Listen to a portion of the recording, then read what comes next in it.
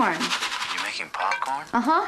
I only eat popcorn at the movies. Well, I'm getting ready to watch a video. Really? What? Oh, just some scary movie. You like scary movies? Uh-huh. What's your favorite scary movie? From the prime time, bitch!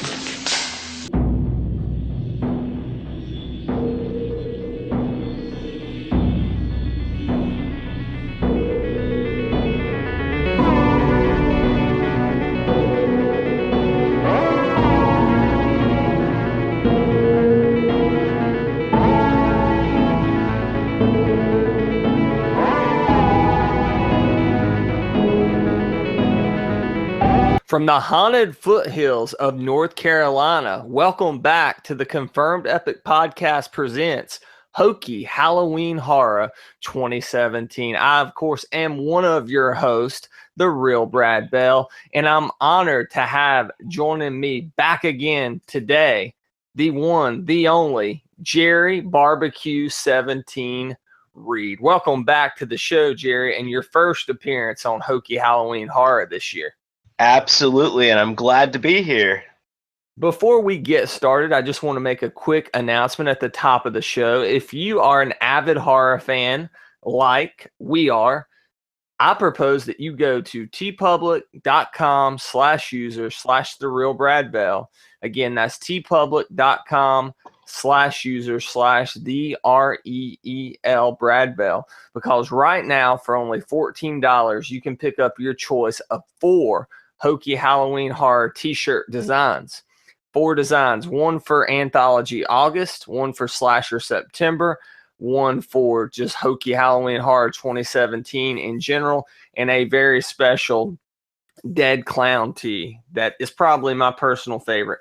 So by doing this, we won't make a ton of money. We'll make about $5 a shirt, but all proceeds go toward the show and my poster collection. So thank you for joining us today. Jerry Reed, you are broadcasting from a very special location. Why don't you tell our listeners where you're at right now? I am broadcasting from my childhood home in Hendersonville, Tennessee, and I am broadcasting from the den where I watched my very first horror movie. That is crazy. What was your very first horror movie, Jerry? Do you remember?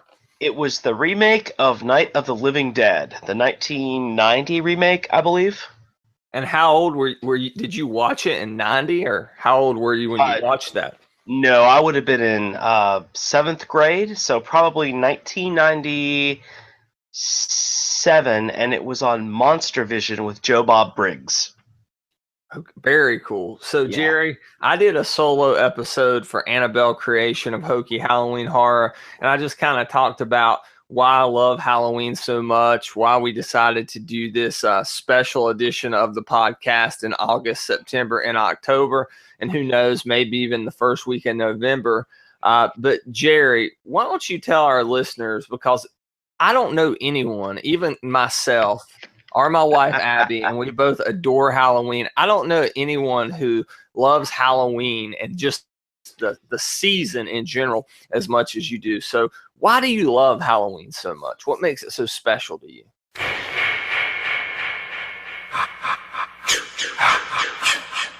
It's a tough question at times. I guess growing up, I've just always enjoyed Halloween quite a bit.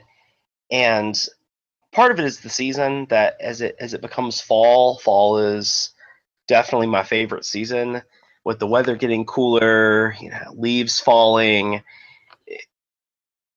I know people tend to associate getting outdoors with spring and summer, which I'm certainly outdoors in spring and summer, but the fall it starts becoming pleasant to be outside to me. I like cooler weather. So I already love the fall. It just feels like there's more things going on that I enjoy. And with Halloween, I have so much fun. There's always just something that's very unexpected about Halloween. It always feels like a holiday that there's so much stuff that you can do with it. Yes, you can watch scary movies and eat candy and make cookies and food, but there's just unusual things like festivals or going to haunted houses or telling stories, that stuff that just doesn't seem like other holidays. I mean, certainly it's not the most important holiday to me, but in terms of my favorite holiday with all the fun stuff attached to it, it's Halloween. There's so much fun stuff. I mean, you get to dress up in costume, and I feel like a lot of stuff that's usually not socially acceptable, if that makes sense. And I don't want to sound like anything deviant, but like No, no. dressing up in costumes, or scaring people, or putting like plastic skeletons in your yard, stuff that usually people would look the other way if you did. And during Halloween, they let you do that. You get away with more stuff during Halloween. There's all this ancillary stuff that goes to it with it as well. And I won't get into that too much here because I did that on the previous episode of Hokey Halloween Horror, but just pumpkin everything, pumpkin coffee. Oh my gosh. I love pumpkin flavored stuff. You touched on the candy, but what I kind of felt that you were hinting at in that very well put description, barbecue, is there's this feeling, call it the Halloween spirit, if you will. And I don't know if it really hits you until sometimes the night of Halloween when you see people in costume or you're in costume yourself. And even if you're just doing what we've done the past couple of years, sitting at home, watching horror movies, enjoying a few drinks and giving out candy to the neighborhood kids, it's a feeling that it's very hard to describe. And sometimes you get hints of that feeling if you go do things with friends, like, as you mentioned, a haunted house or whatnot. I think back to the time a few years ago that we all went to the Haunted Mill here in the Hollywood foothills in North Carolina. Or you go to Scarewinds, which is when a popular amusement park here, Carewinds, transforms, like a lot of amusement parks do across the country, into this basically a giant haunted house or series of haunted houses. Jerry, do you I know it's indescribable in a way, but do you know that feeling I'm talking about? Absolutely. And one of the things for me too, and I've talked to other folks, I really wish I could remember the website offhand, but some website did an interview with me about Halloween a couple years ago. It was fairly lengthy, and if I can find it, I'll post a link to it. Yeah, we'll have to put it in the show notes if you find that. There's definitely a thing about Halloween that is when you're a little kid, it's exciting, and it gets more exciting, it's more exciting. And then there's just kind of this weird period where I feel like you feel maybe like you're too old for Halloween. Like you're maybe too old to really do all the stuff that you want to do. And talking to like a lot of other folks who run Halloween websites or blogs like we do all these activities, it feels like that feeling sort of goes away after a while as you become a young adult or an adult, and you start doing all that stuff again.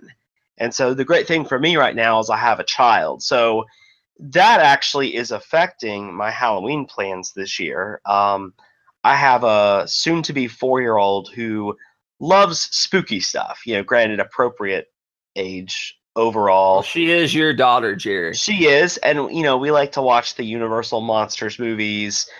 She loves the new Goosebumps movie. We play with toy monsters and stuff like that.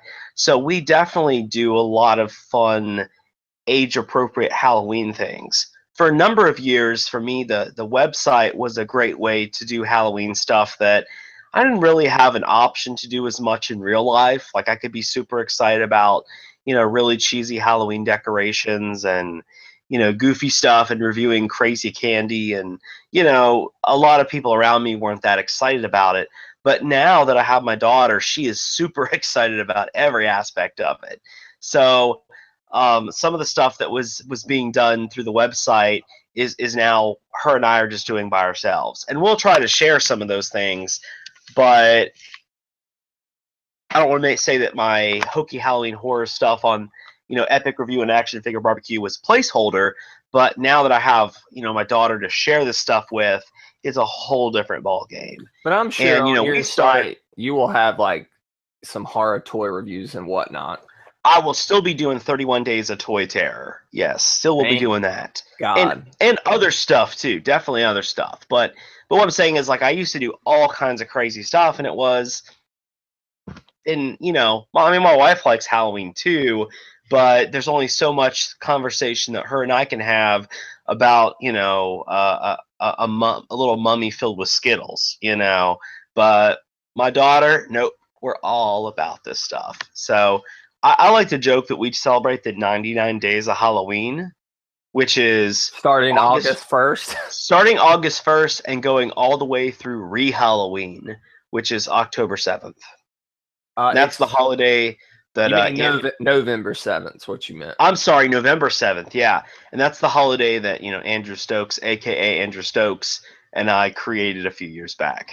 Yeah, I mean, it is a very special season, and it's so cool that Allie has that love and passion for this time of year and this holiday that you do, and it's incredible how your hobbies and your passions evolve as you get older. I don't have kids, but I think that it's awesome that you're able to enjoy these things with Allie. So I'm so happy to hear that, Jerry. And I'm also so happy knowing that you work full time, you have a job, you have a wife and kid and a house and everything. And you still are taking the time, not only to do 31 Days of Toy Terror, but to take part in Anthology August and Slasher September and all the things we have planned for the coming months. So thank you I'm so much. excited. I want you to know, if you're listening right now, I'm taking time out of my vacation to do this. Yeah, and we greatly appreciate I love it it. so much. Jerry, Appreciate you who listen and read our crazy things that we do. yeah, we appreciate you greatly, whether it's just on the feed of the Confirmed Epic podcast or whether you're joining us on Geeks Worldwide Radio Network. Thank you so much. Jerry, just to kind of set the stage for your taste of horror, if you had to pick 1 to 2 to 3 max all-time favorite horror movies, what would they be? I know that's a tough question. Again, I'm hitting you It with is a tough heavy question here. Yeah. So Halloween is definitely up there for me as one of my favorite movies that, in a frightening way, captures the Halloween spirit. Yeah. On the other side of things, is Army of Darkness, the third movie in the Evil Dead series. Absolutely love that movie. It's really a horror comedy, I guess you could say, but it's absolutely one of my favorites as well. I'm going through right now, Jerry, about halfway through the first season of Ash versus the Evil Dead that was on Stars. I know you've watched that first season already, but highly I've watched enjoyable. most of the first season. I need to finish it because we only had a little trial period. But it's really fun. So, it's good. I love it. Yeah, it's good stuff. I'm trying to think of some other horror movies that it's such a tough question because there's so many and such a wide.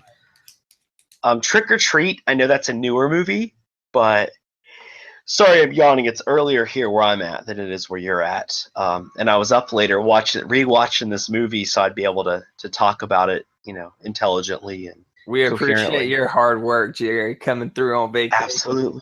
Absolutely slaving away for this project. While you're thinking about that, I have 3 just off the top of my head.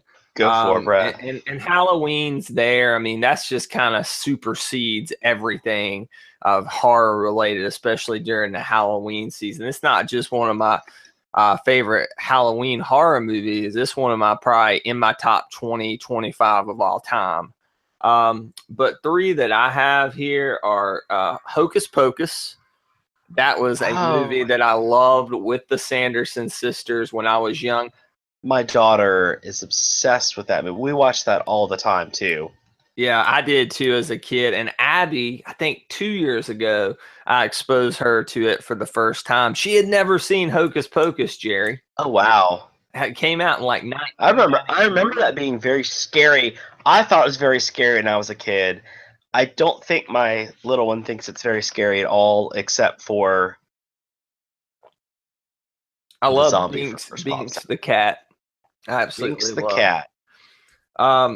Another one for me is Scream, the original 1996 Wes Craven film. Very first horror movie I ever watched. I remember watching that in my parents' living room at home on an old big screen tube TV. And it is I didn't appreciate it at the time, what it was, kind of a commentary on the slasher subgenre of horror films. But being able to enjoy it initially and then go back and appreciate it for what it meant, kind of a mini revival of the slasher film in horror, but just a commentary on that subgenre. Absolutely adore that movie. And another Wes Craven movie, we reviewed it last year, Nightmare on Elm Street 3, Dream Warriors. I just love that crew as far as the kids in that movie, like Kincaid and whatnot. But any others you want to throw out there, Jerry? I don't know if you'd call it a horror movie, but I really like Pan's Labyrinth. Yeah. That's the you've one seen with Pan's Dan Labyrinth? Foley, right? No, that's Labyrinth. Pan's Okay. Labyrinth is the Guillermo del Toro film from 2006. It's in Spanish, but it blends like I think it happens during the Spanish Civil War, but with a little girl who is seeing all of these like fantastical characters. But it's a creepier film. I really enjoy it. I'm a big fan of the early Dead trilogy, so Night of the Living Dead, Dawn of the Dead, Day of the Dead. I mean, those early zombie movies are some of the most influential for me in terms of the things that I enjoy. Those are the Romero I love, films, right? yeah, those are the George Romero films. So those are definitely some of my favorites. Trying to think of a couple others that. Well, I saw you type in the show notes the Thing, and that The is a Thing is movie what. that I remember that I Yeah, love as well. the original. Well, not the original. The John Carpenter remake of The Thing Yeah, is one of my favorite horror movies, and another one is The Wicker Man. Have you ever seen The Wicker Man? I've seen the remake with Nicolas Cage. I've never seen the '70s original. Night and day, my friend. Night and day. We need to make sure at some point that we watch The Wicker Man. It is one of the most hauntingly beautiful movies. The music in it is incredible. It's sort of this, I want to say like Celtic folk music, perhaps, but it is an incredible movie. And it's something that the less you know about it going in, I think the more you'll appreciate it. Have you seen Get Out yet? Because I still have not. I'm gonna try I to have watch not that. either, and I really want to watch it. At this point, having a film in theaters that I haven't seen is no judgment in my part that I didn't want to see the movie. I just get out to see films so rarely these days. I mean, it has to be something that's like a huge, Like Star a huge, Wars. yeah, a huge deal that we go ahead and make sure that everybody is planning in advance for childcare and stuff like that. Yeah, I'll tell you two others real quick, and then I'll be done with my list. It's an old Boris Karloff movie. It's called The Man They Could Not Hang. It's incredible. It's about a scientist who is doing these experiments, and he's doing them for a noble purpose of can he prevent death or bring someone back who's recently been killed. And his experiments get interrupted and he gets tried for murder, and so he gets executed, but his assistants are able to bring him back, and he creates this house of horrors for all the people he felt were responsible for his conviction. It's a very old movie. It has touches of House on Haunted Hill. You might even compare it to some of the earlier Saw films in terms of kind of this horror revenge movie. But it's a great movie. Another one is called The Asphyx. It's about a guy who thinks he can trap these ghosts or entities that cause death before they ever reach people. So if he traps your personal asphyx, then you cannot die. I want to say it's a late 60s, early 70s British horror film, and it's very interesting. It's very fun. Jerry, out of the big horror movies that are coming out this fall, let's see, there's 4. We previewed them on the first episode of Hokey Halloween Horror that I did solo. So I don't know if you've seen all these previews, but I'm going to throw out these movies out there, and you tell me which one off the top of your head you're most excited for and why. Okay, we have Happy Death Day. Have you seen the trailer for this, Jerry? I have not. A sorority girl gets killed every single day. It's one of those Groundhog's Day movies, and she has to figure out how to finally prevent her own murder. Looks kind of raunchy, but fun. Sounds like the Tom Cruise film we saw. Yeah, what was the name of that movie? Oh my gosh. It was called Live. It was originally called Die, Edge Repeat. Tomorrow. Yeah, that's right. Yeah, and then they changed it to Live, Die, Repeat. Okay, absolutely. I like the idea of having to relive it to find the killer's identity. That's kind of cool. Leatherface, which is going to be a direct TV exclusive and on September 17th. Then October, it's going to be out everywhere.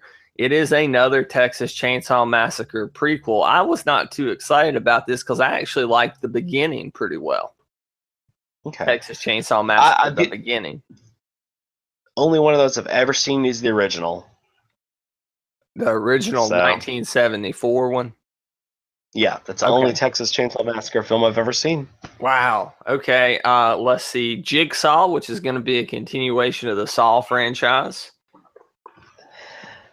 I liked the first 2, and then after the third one, I was done. The third one was the first movie that ever made me physically ill in the theater.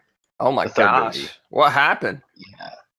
Yeah. Just the whole part where they're like put the guy in like the thing where it's breaking his arms or something. Yeah.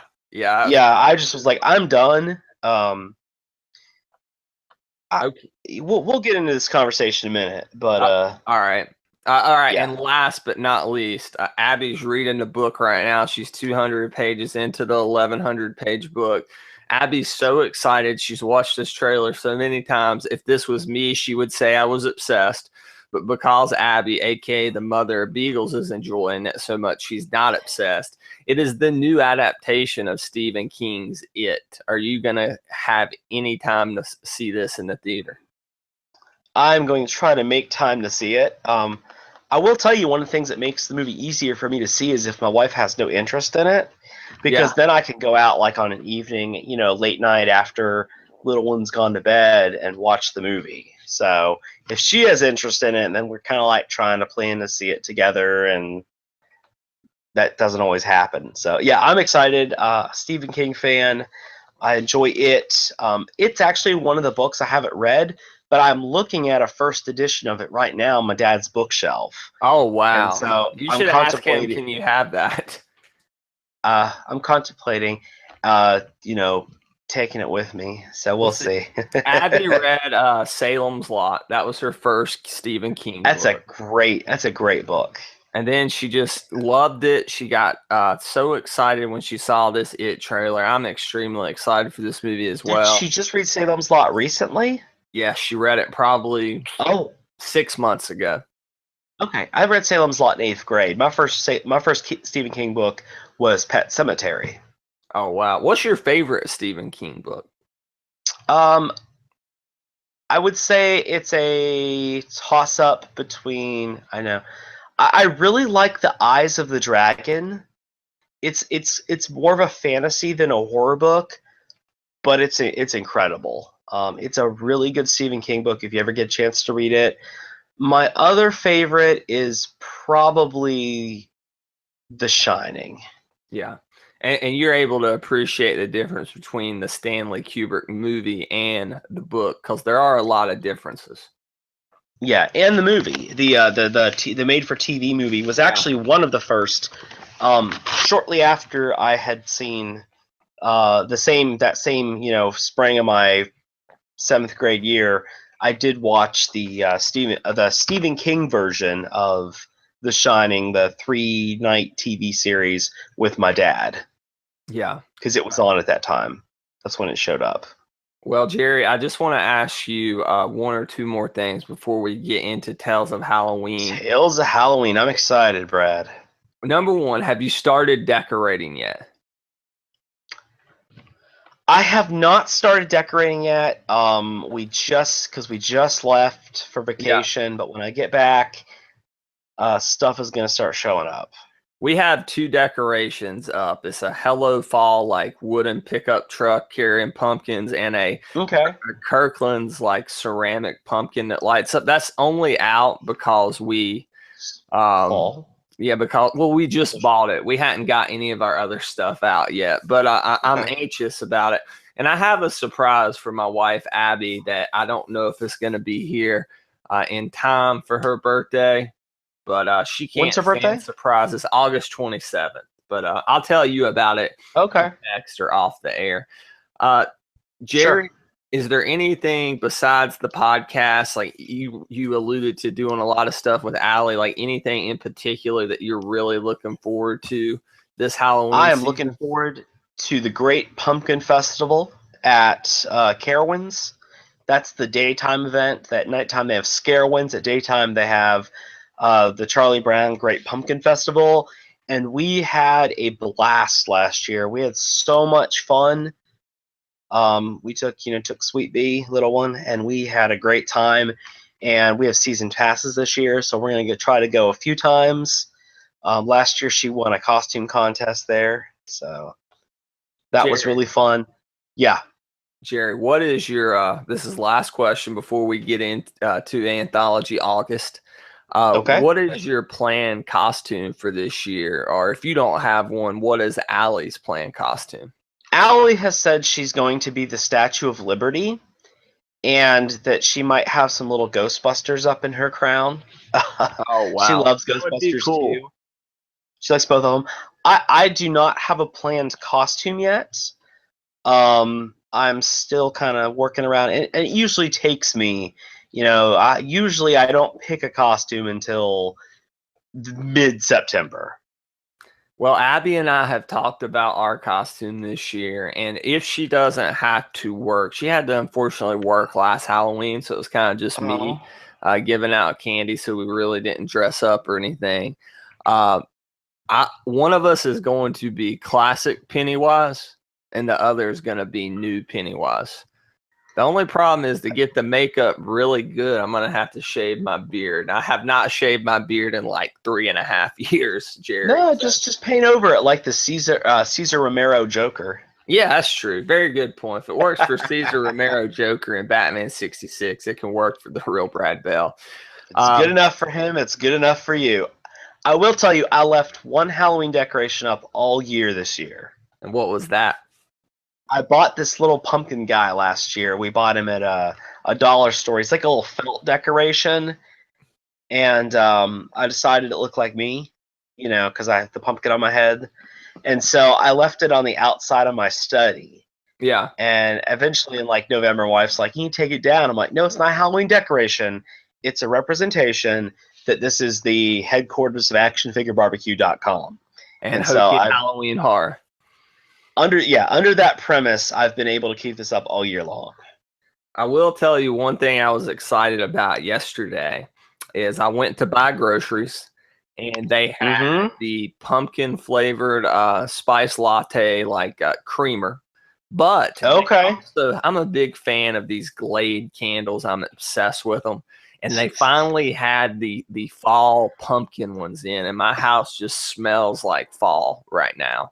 And we were actually watching Bates Motel and Stranger Things on Netflix last night. Okay. Kind of set the stage for fall/Halloween 2017. But Jerry Reed, let's go ahead and get into our featured review for this edition of the Hokey Halloween Horror Podcast, presented, of course, by theepicreview.com, thepicreview.com, which is the kickoff to Anthology August and the horror anthology Tales of Halloween.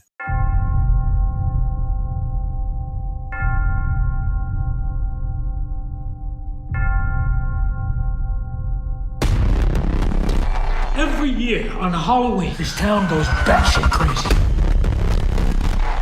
Trick or treat.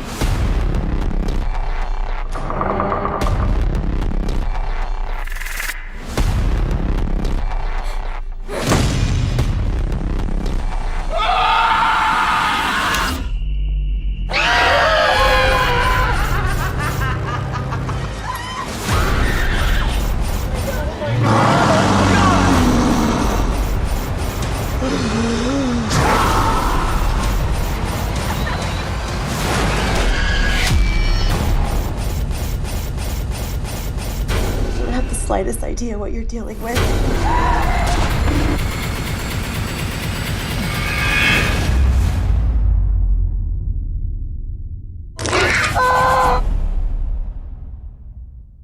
Now, Jerry, before we get started, I'm going to run down some stats for this film.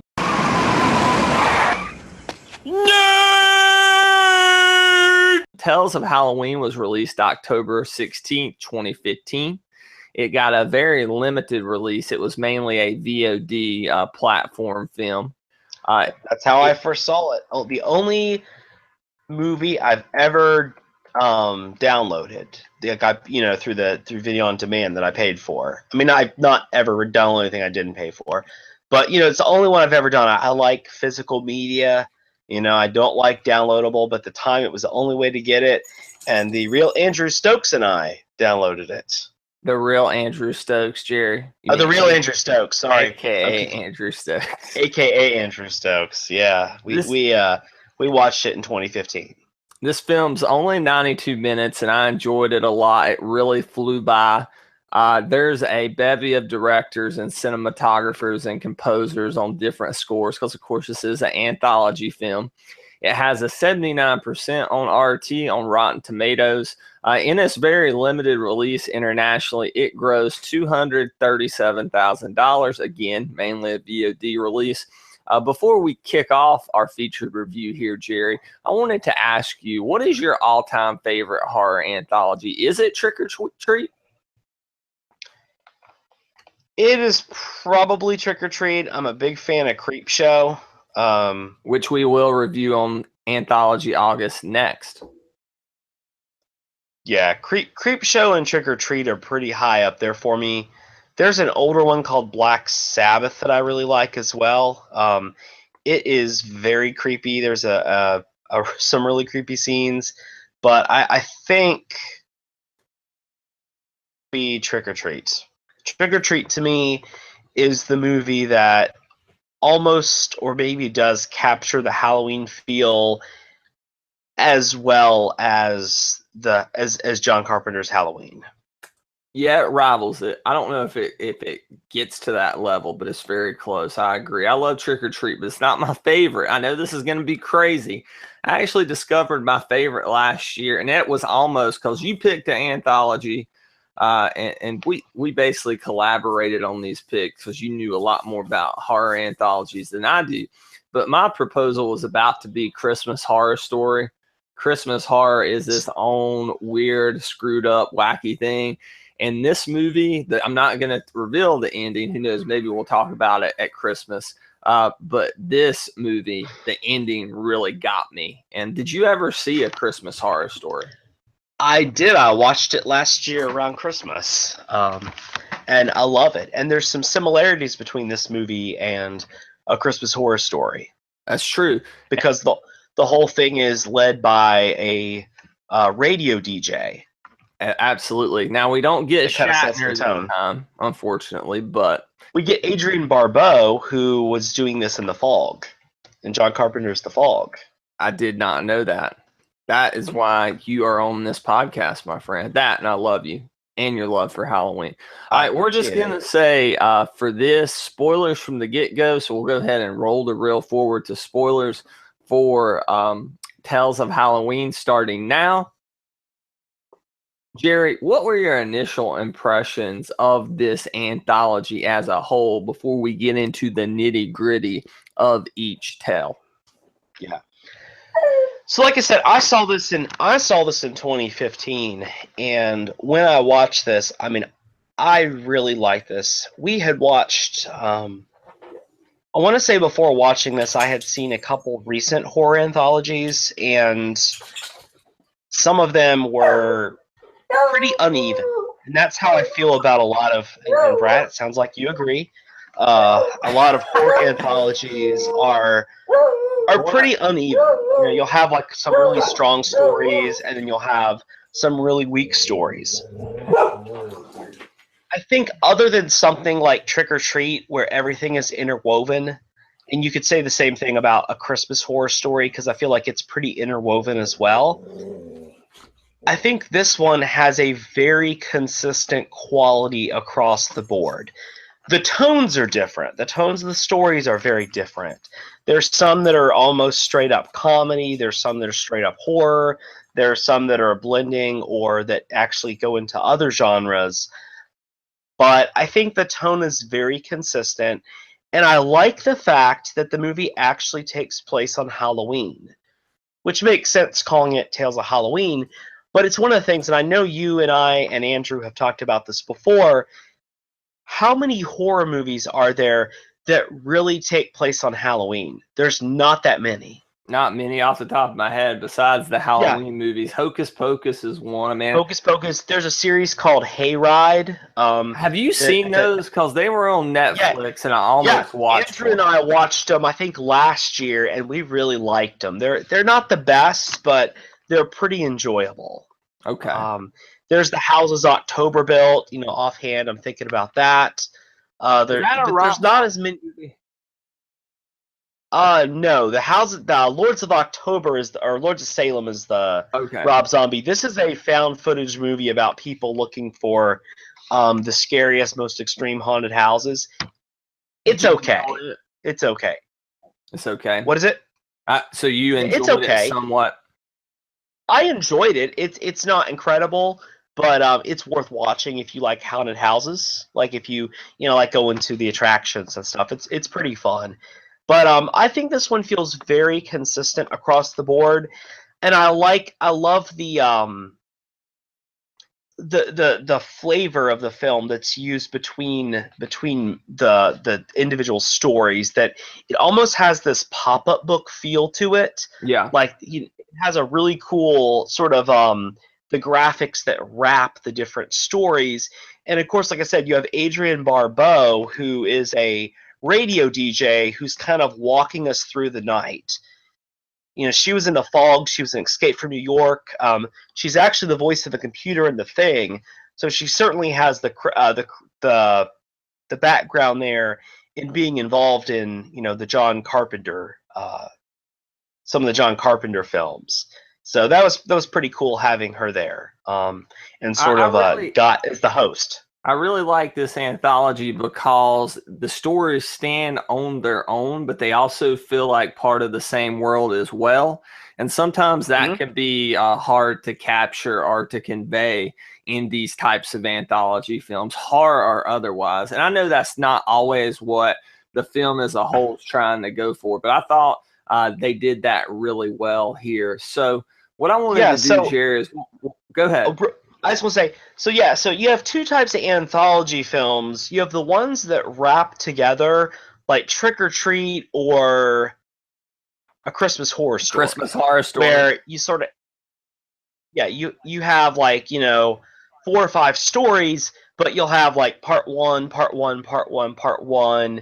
and then it'll wrap, then you'll have part 2. This is anthology more like Twilight Zone the movie or Creepshow, where each story is told to completion and then the next one comes on. Yeah, and something like but you will see is that way too. Right. You will see characters in the background from time to time who are part of other stories, but the stories aren't necessarily woven together. Yeah. And I don't know if I really prefer one over the other. I just think they both can work as long as there's a clear and concise mission to let each of these stand on their own or to connect them. But let's go ahead and go through the tales. There are 10 of them. Of course, there were some bonus ones I didn't get to watch. But we're just going to cover the primary 10. The bonus ones. See, I've been watching them on digital, so I don't have any bonus ones. I need to track those down. It was $35. I need to order it too. But it came with not only the Blu-ray, it came with the DVD. It came with I don't think it came with the digital code, but it came with the soundtrack for the movie, and it That's came nice. with a disc that had a ton of bonus episodes. Not bonus episodes, I guess bonus tales. So, and I'll let you borrow it. That's no problem. Yeah, I want to see those.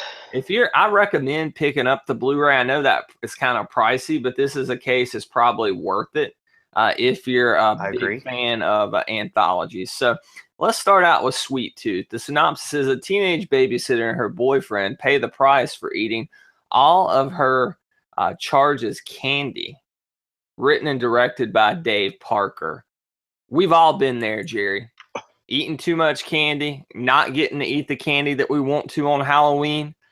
And I feel like in a very sick and twisted way, very gory way, this captured that feeling. What did you think of Sweet Tooth?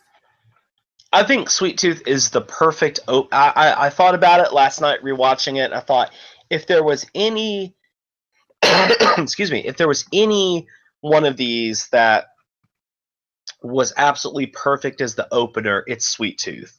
This is the one. I think it's scary. It has some gross out moments. It has some legitimately, frightening and shocking moments. It has some humor mixed in there, and it ties into a number of kind of common Halloween traditions: checking your candy, eating all your candy when you get home.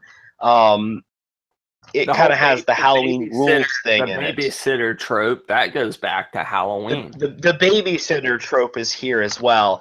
I think this is a perfect introduction. It's not a very long one, but it is a great introduction.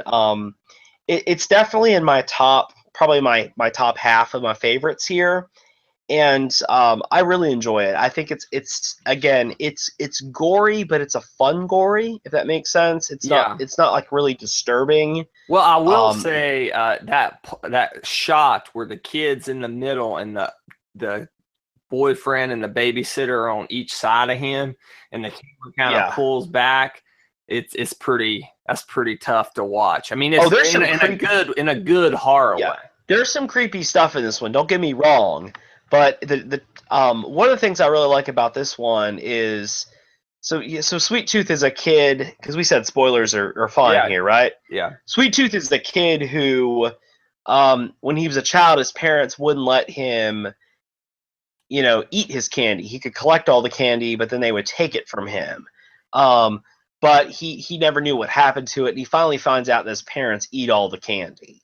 So he kills them.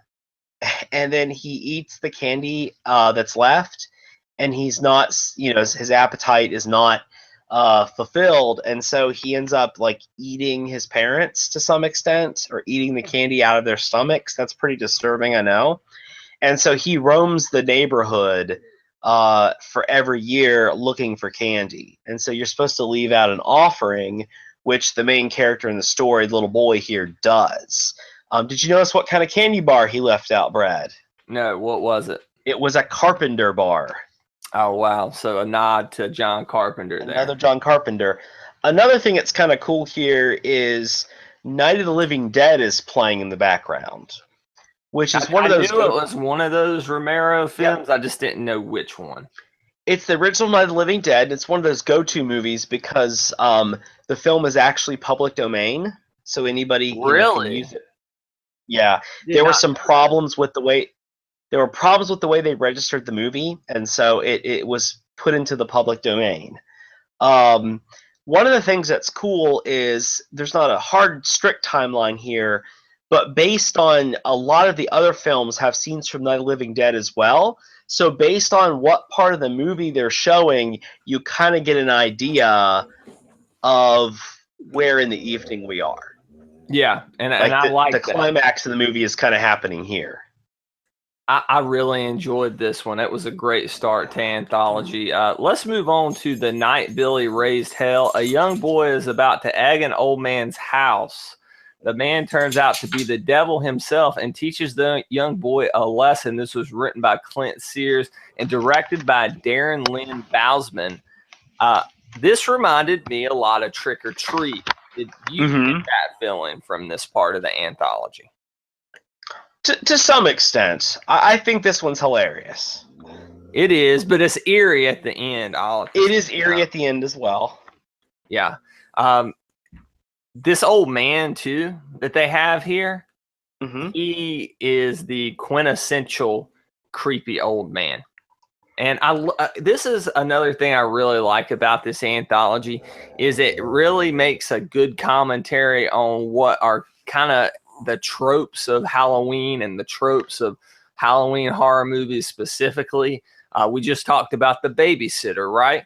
And now we're to the trope of pranks, which I know is a basic thing, but just how pranks that the little boy doesn't even want to commit, right? His older sister's boyfriend that actually eggs the house. Who is the older sister's boyfriend supposed to be dressed as Rufio from Hook?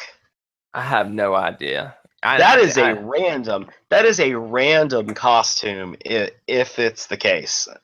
Probably not, but he's got. I mean, he looks exactly like him. The red hair, the outfit. I'm not the first person who's thought that I've watched this with. Did this one get you the first time when you get the reveal that it's not the little boy? Yeah, I did not realize. And do you know who the older the guy who's the devil is actually Barry Bostwick, who is Brad Majors in Rocky Horror Picture Show. No, I did not know that. But yeah, that's kind of cool. I enjoyed this one. I don't know if I loved it. I preferred Sweet Tooth over this one, but at the same time, we're off to a really good start here. Yeah, this one is really, really funny how it seems like the guy is taking the kid out to do Halloween pranks that just grow more and more intense. I mean, starting with breaking these ghosts that people have in their yards to lighting them on fire, to stabbing a dentist because he gives out toothbrushes, to robbing a convenience store. And you always hate those families that gave out healthy stuff.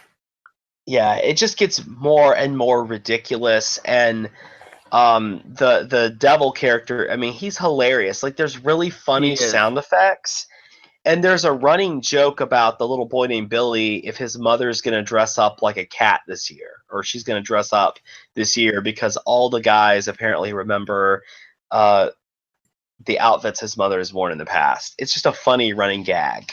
And at the end, the last story actually has his mother in it dressed like a cat. Yeah, which was a good callback to earlier in the anthology.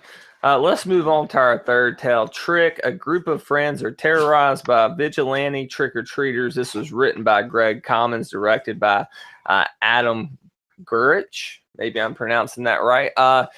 Jerry, this is one of my least favorites of the anthology. I don't know if I love vigilantes, obviously being a fan of superheroes. I don't know if it fit everything that was going on here. Yeah, this is the one for me that the tone seems a little different. I would be completely okay if it were about just the group of crazed trick-or-treaters terrorizing these people, but this one starts having some very grotesque imagery of a group of people who have a child kidnapped in their home that they have the child's eye. The kid's not dead, but they've been torturing this kid, and it gets very overt and very disturbing. And this is the one in this anthology for me that crosses a line where it doesn't feel fun anymore. It feels just disturbing. It brings too many, it touches on too many sensitive issues. Does that make sense? It does, and it doesn't really fit. I know there's another one kind of that's maybe a little off-putting, but it doesn't fit this type of anthology. It almost feels like it fits something that would be going on in VHS or something that would be going on. And I know this is not a horror anthology film, but something that would happen within the context of The Purge, in particular, the first two Purge movies. But I don't know, not a fan here. I had a conversation with somebody recently. I was talking with someone I run into, and they were a horror fan, and we started talking, And of course, I'm talking about a lot of, horror movies that I enjoy. And very suddenly they started jumping into horror movies that, from the way they were talking about them, they weren't horror movies you so much watched as horror movies you survived. And they were talking about how disturbing they were and how, they were banned in so many countries. And Oh, wow.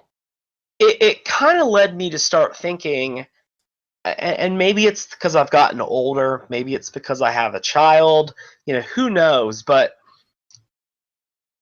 I see a big difference between a story like Trick and a story like Sweet Tooth.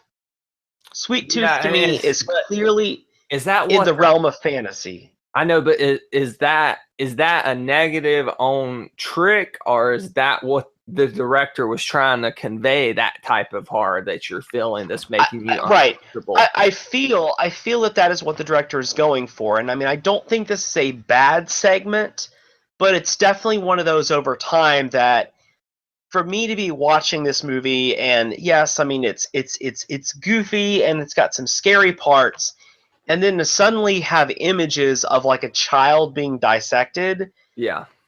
definitely takes me in a completely different direction, and I found it really disturbing. It's weird to go from that almost that gore, vigilante gore, to body horror in such a quick There was something there that I really didn't like. Now, again, I really liked the idea of like these trick-or-treaters, and you're trying to figure it out. And maybe if the people had just kidnapped the kid, but, and were planning to do something, but to actually see some of the stuff they showed, for me, it just didn't fit in with an overall, the fun of this movie, if that makes sense. or the flavor of the movie. Either. So I will say one of the things I like, though, about this one, so the girl, the little witch, does she not look just like Rhonda from Trick or Treat? I would have She looks to go back exactly and look like at Rhonda from Trick or Treat. Rhonda is the witch who they say that in the movie, they say that she's the idiot savant. She's the girl that has all the pumpkins and knows all the rules of Halloween. And yeah, okay, I know what you're talking about. Yeah, she looks exactly like her, which I thought was kind of a cool callback to, sort of the quintessential modern Halloween anthology. Yeah, I definitely I can see that. Now, I will say this, The Weak and the Wicked, which is the fourth entry to this anthology, a young woman summons a demon to exact revenge on three bullies who burned down his home along with his parents in it, written by Molly Millions and directed by Paul Solet. The third and fourth tale, Trick and The Weak and the Wicked, they kind of feel the same tonally. And speaking of tonally, tone that I hear is the Beagle Cookie wanting to go out. So I'm going to take a quick break, Jerry. We're going to take an intermission here. All right? Okay. All right. In the haunted foothills of North Carolina, get ready for your confirmed epic Hokey Halloween merchandise from tpublic.com. You can find all the preceding horrifying merchandise at tpublic.com/user/TheRealBradBell, DREEL Brad Bell. The first T you see is the Hokey Halloween Horror 2017 Jack-O-Lantern t-shirt. Kind of a plain t-shirt for those of you who don't want blood splattered all over your shirt, just to show off your love for the confirmed epic podcast, Halloween, Fall, and Hokey Halloween Horror 2017. Next up is our confirmed epic podcast, Clown Tea. We know that clowns are going to be a big part of Halloween 2017 with certain film releases coming out this year, so we wanted to show our appreciation to great writers and upcoming confirmed epic films by giving you a new twist on the horror clown subgenre, which is a dead clown, the way that most of you would like to see him. So go ahead and pick up your confirmed epic podcast, Dead Clown X-Ray Tea. As many of you know, we kick off the confirmed epic podcast Hokey Halloween Horror season with Anthology August. This year's Tales of Halloween, and Stephen King and George Romero's Creepshow. Show your appreciation for the first month of the Halloween season at theepicreview.com, thepicreview.com, by checking out and buying your Anthology August t-shirt now. Inspiration for this tee was a certain group of three witches who some of you are very familiar with from the 1990s, as well as everybody's favorite Book of the Dead. So open your checkbook now and buy this tee today. Starting last year, Slasher September was one of the most popular months in the history of the Confirmed Epic podcast and thepicreview.com. This year, we continue that tradition. To show off your love for your favorite slashers, pick up your Slasher September tee today and show your love for the Confirmed Epic podcast on Unknown Slasher. Remember, any of this Confirmed Epic horrifying merchandise can be found at tpublic.com/user/TheRealBradBell, DREEL Brad Bell. And the sooner you act, the better. For a limited time only, you can pick up any of these shirts for only $14. You have 3 days to do so. Let the games begin. Happy Halloween.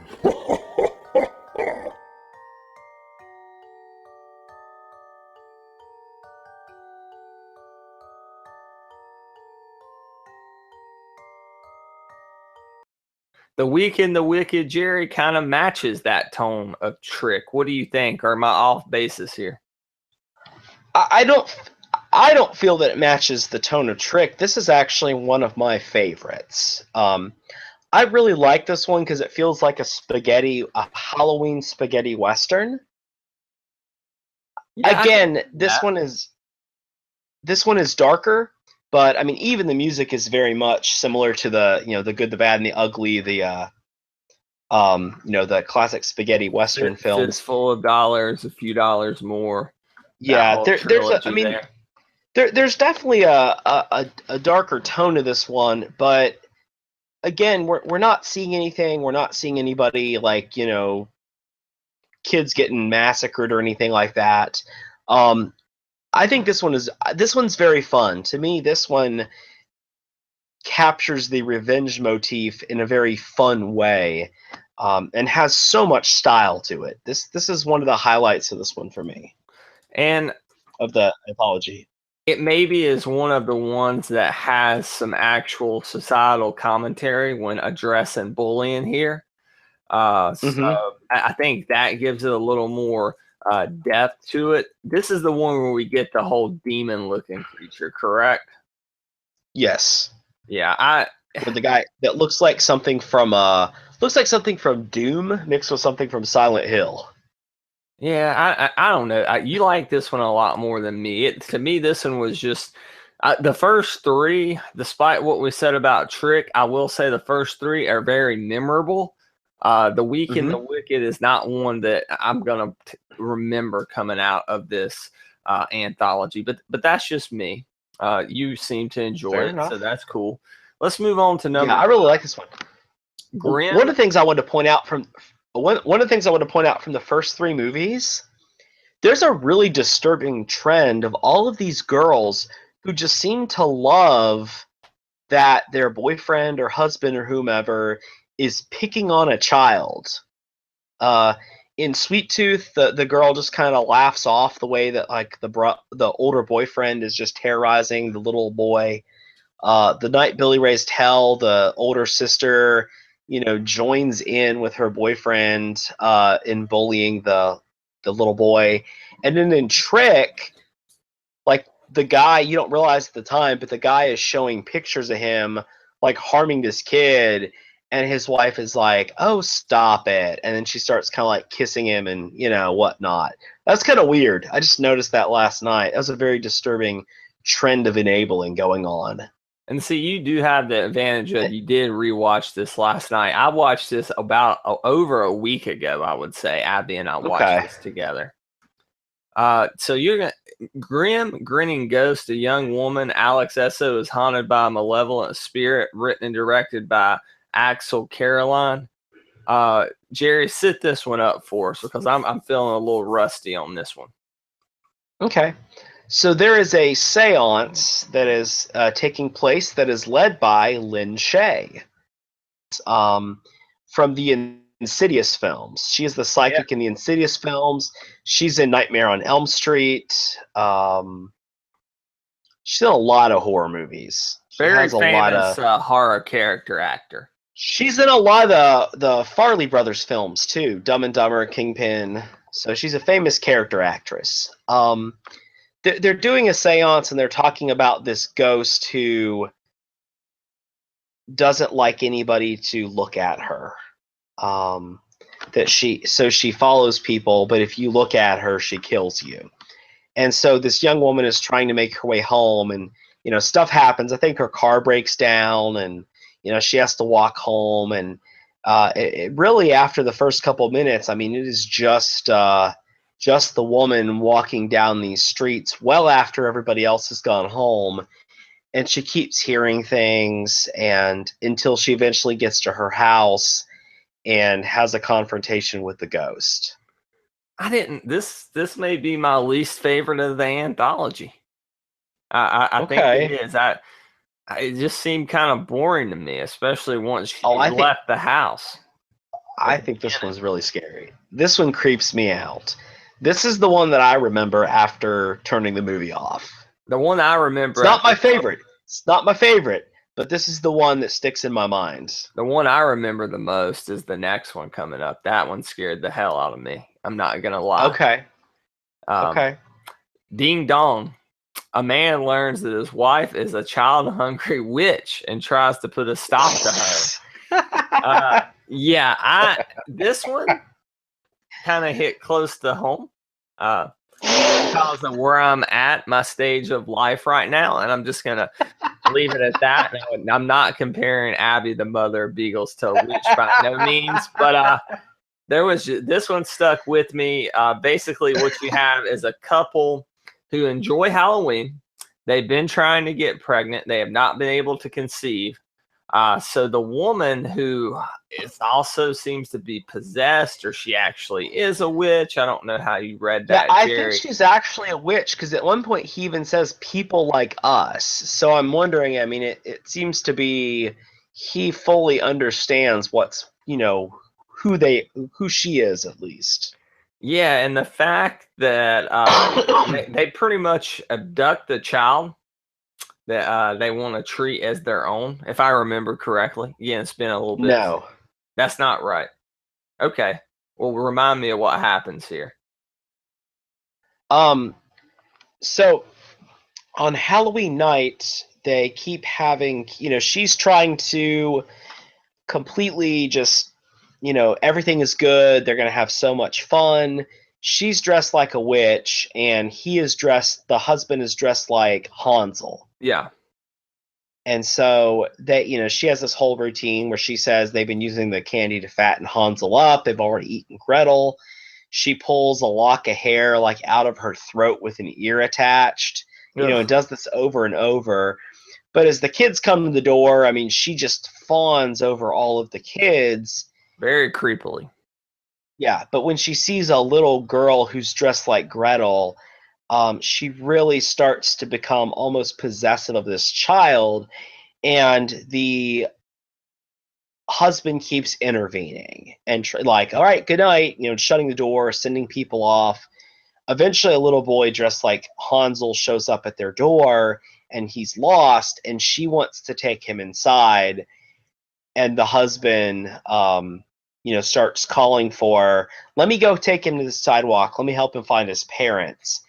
And after that, he tells her, people like us shouldn't have children because of the way she treats him. We see over and over that, the wife is, she's very pretty, but she'll get violent very quickly and turn into this red-faced creature with multiple arms. Really? And so she goes back. Yeah, there's almost like a domestic violence kind of piece going on in here as well. And so she just changes all of a sudden and gets violent with him. and he tells her that he's had an operation, so he can't give her children. And she proceeds to throw him in an oven and seems to start melting herself. It And was that's what happens. a child abduction would have happened if her husband did not intervene, most If likely. he would not have intervened. Yeah, so that must have been where I got that. But yeah, frightening. They really play up the whole Hansel and Gretel, I guess in this case, Hansel dynamic. And Hey, Hansel, where's Gretel? I think this one was very, very well done. I enjoyed it in the way that it really freaked me out. Yeah, this is my least favorite. Oh, This really? This is my least favorite in the whole anthology. I don't know. I don't like this one very much.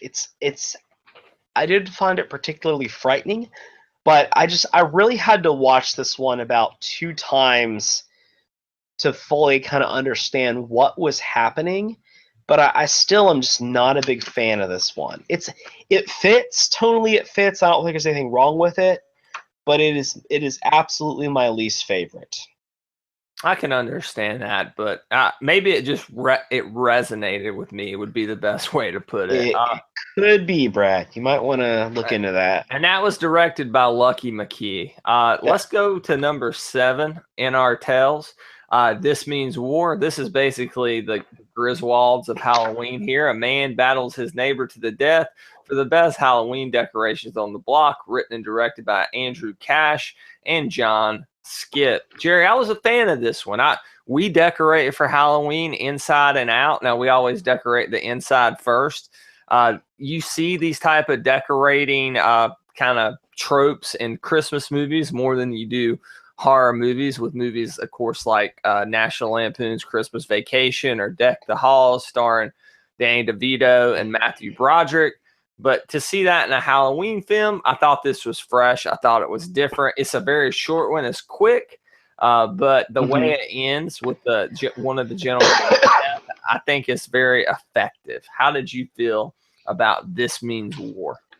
Yeah, I like this one too. I think it's really funny. I think what's funny about it too is it almost feels very meta in the sense that you have the one neighbor is very into classic horror, that everything is like, graveyards and mausoleums and skeletons, and all of his gravestones have the names of classic horror actors or horror directors, while his neighbor across the street, everything is sex and blood and body parts and loud rock music, which it kind of feels like the tension between horror movies, that there's this very classic, atmospheric and ghosts and whatnot, and then there's kind of this, violence, over the top, body horror and whatnot.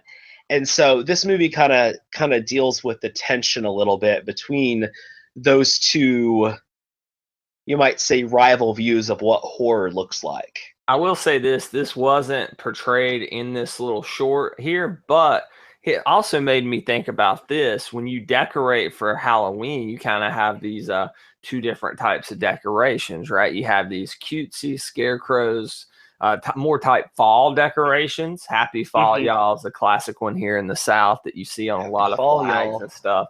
And then you have the more, I'm trying to scare people, right? Especially on Halloween night. And I do think that that's a battle that probably a lot of couples have. Abby is okay with some scary stuff, but we got to keep a balance in our house between kind of cute fall stuff, cute Halloween stuff, if you will, and that type of scary stuff. And it just made me think about that. That wasn't addressed, specifically in This Means War, but I thought about that. And I know you have a lot of both in your house, Jerry. Y'all mix it up pretty well. Yeah, not anything like this movie though, with like body parts. No.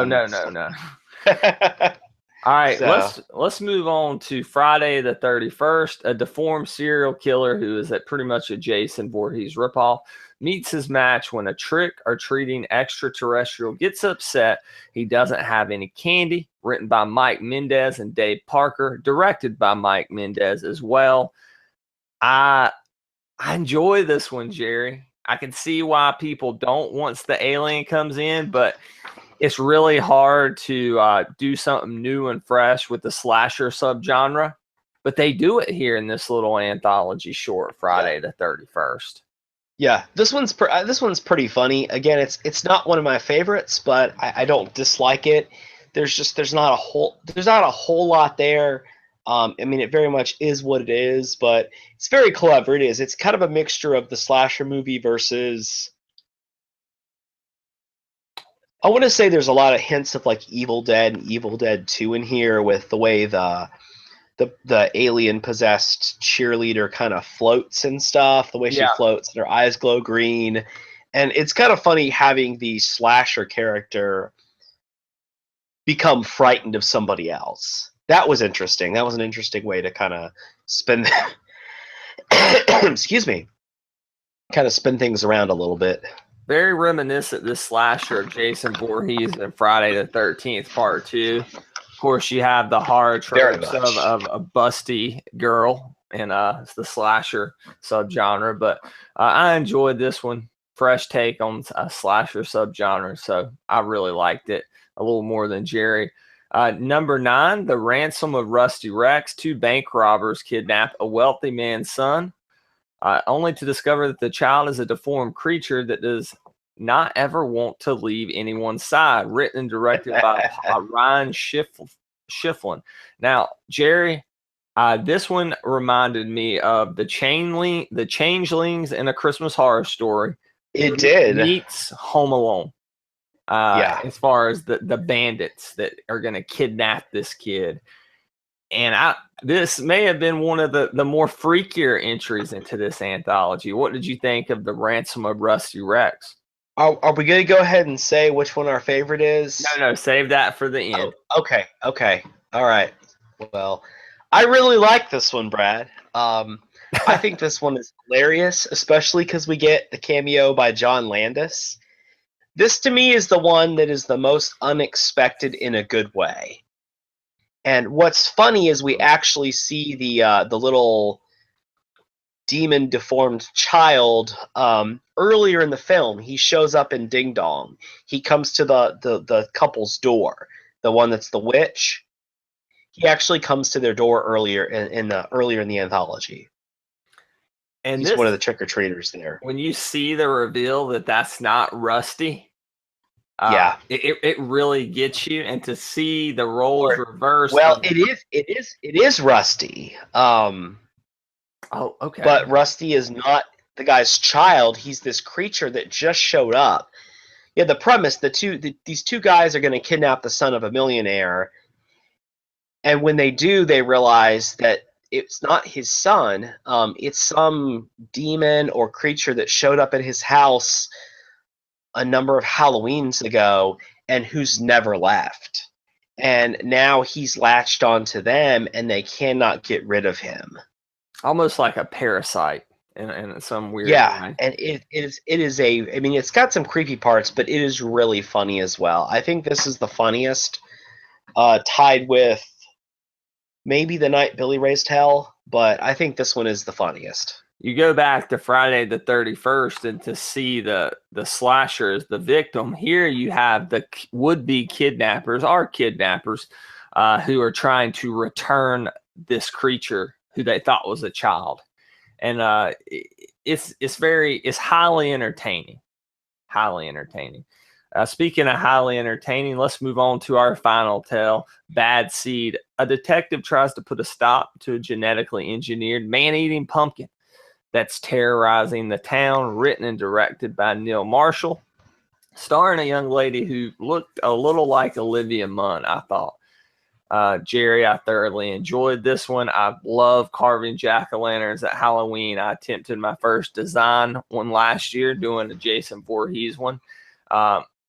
And to see something that I love so much take on life in the way that it does, the gruesome way that it does, and just the twist at the end of this one, or the reveal, maybe I should say. I really liked Bad Seed. Did you enjoy this final tale? I love Bad Seed. Bad Seed is so John Carpenter-ish at times with the music. Not necessarily the content, but the music and the way, the acting, the way people sort of present themselves.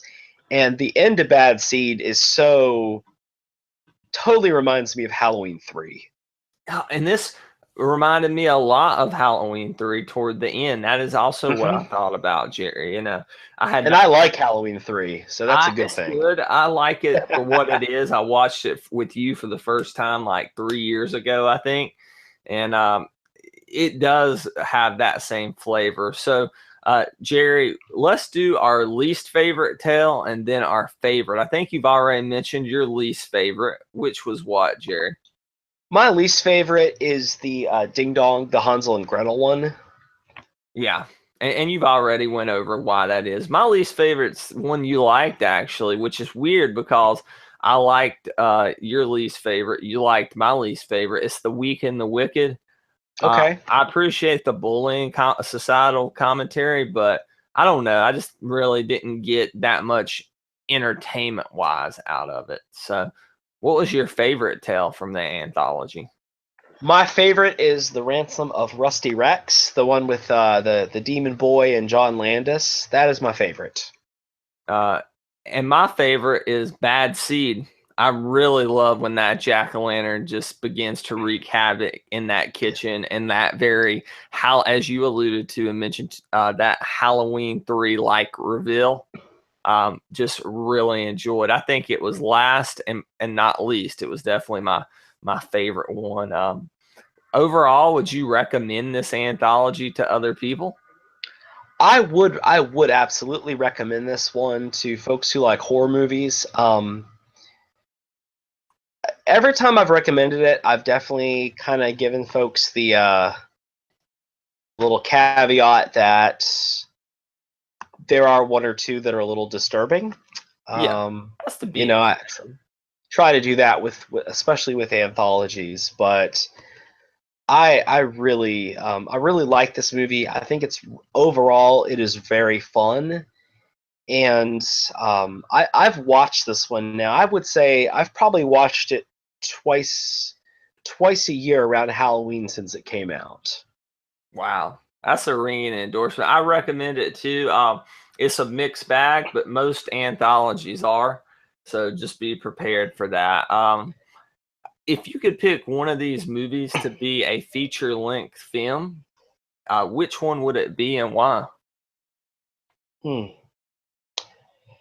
That's a good question. What's your answer, Brad? Oh, I would say Sweet Tooth. I think that could be set up as a trilogy or at least a good one-off. I mean, I love what they did with the short here, but to see this monster return every year, this killer, if you will, return every year, Sweet Tooth, I think that could be a very, very fun, even direct to DVD or VOD Halloween movie. I mean, not like a 2-hour sprawling epic or anything, but like an hour and 20-minute film. That would be my pick. Okay, I could see that. I think Bad Seed is the one to me that seems like it would have the most legs to stand on. Yeah. As a longer term. So Bad Seed is my second favorite. I actually ordered these. I went ahead and I put them in order. So okay. My favorite is The Ransom of Rusty Rex, followed by Bad Seed, followed by The Night Billy Raised Hell, followed by The Weak and the Wicked, followed by Sweet Tooth. So that's my top 5. After that is This Is War, and then Grim Grinning Ghost, and then Friday the 31st, and then Trick, and then Ding Dong. I didn't rank them, but overall, I enjoyed this anthology. I think you do as well. On the confirmed epic rating scale, crap, good, great, epic, and of course halves are welcome. What would you rate Tales of Halloween? I would give Tales of Halloween a great. And I think give it a great. I'm going to agree with you. I also am going to confirm this as a great. It doesn't enter that epic pantheon of Halloween movies like Halloween, like Scream, like Nightmare on Elm Street, the original and the third one. At least that's my opinion. But at the same time, it's a fun and welcome addition to any Halloween tradition. Absolutely. I agree with you there. All right, so we have confirmed Tales of Halloween at a Great. Jerry, I think that's just about going to wrap up this special edition of the Confirmed Epic podcast, which is renamed, at least for the next 3 months, the Hokey Halloween Horror podcast. What would you say as far as this movie? Is there, I just have to ask you this, is there one character in particular that you will remember from this movie? I mean, one of the things again that well, unfortunately, the ghost, the ghost of Mary. Oh gosh, what's the ghost's name? I don't know. I'm sorry, that part creeped me out a little bit. The ghost that shows up in the Grim Grinning Ghost. Yeah, but I remember the old man from The Night Billy Raised Hell. He was freaking hilarious. Yeah. Barry Bostwick's character was really funny. Yeah, I just love John. I like John Landis's cameo in Rusty Rex when you know the kidnappers are calling the house back and saying, hey, you know, we've got your kid, and he's like, oh, you can have him, and they're not sure yet, like they don't understand what's going on. Yeah, that was and he's like, I'm sorry, yeah, that was very funny. All right, Jerry, I think that's gonna just about wrap us up. You can find us on. Gonna bring us out. Yeah, you can find us on Facebook. Just add me at Real Brad, REEL Brad. We're on Instagram at the Confirmed Epic Podcast. We're on the Stardust Movie Review app at Confirmed Epic. You can find us at actionfigurebarbecue.com, theepicreview.com, thepicreview.com. Me on Twitter at the Real Brad Bell, the REEL Brad Bell. You can find Jerry on Twitter at Barbecue Lives. Right, Jerry? Is that it? Barbecue 17 Lives might be. Yeah, and I know you I haven't done anything with it yet. Can you give us a tease of one Days of Toy Terror review that you have on actionfigurebarbecue.com before we get off here? There's definitely some Mighty Max coming. And those are always fun reviews and very nostalgic reviews. This has been a proud presentation of the Geeks Worldwide Radio Network. And next for Anthology August, we are going to be reviewing George Romero and Stephen King's Creepshow, which you're a big fan of, as mentioned earlier. I am a newcomer to this. I have not watched it yet. So you can be looking for our review of that, the next installment of Hokey Halloween Horror, within the next 2 weeks or so, either next Tuesday or the Tuesday after that. I know Jerry will be back in town. So from the haunted foothills of North Carolina, ghouls and goblins, we are out. Andy, no, please. We're friends to the end, remember? This is the end, friend.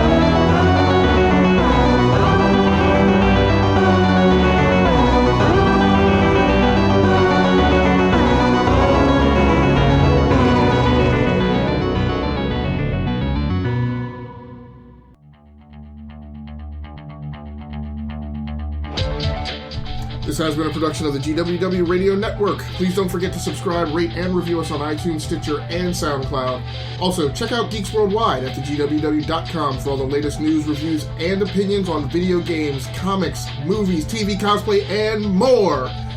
Geeks, assemble!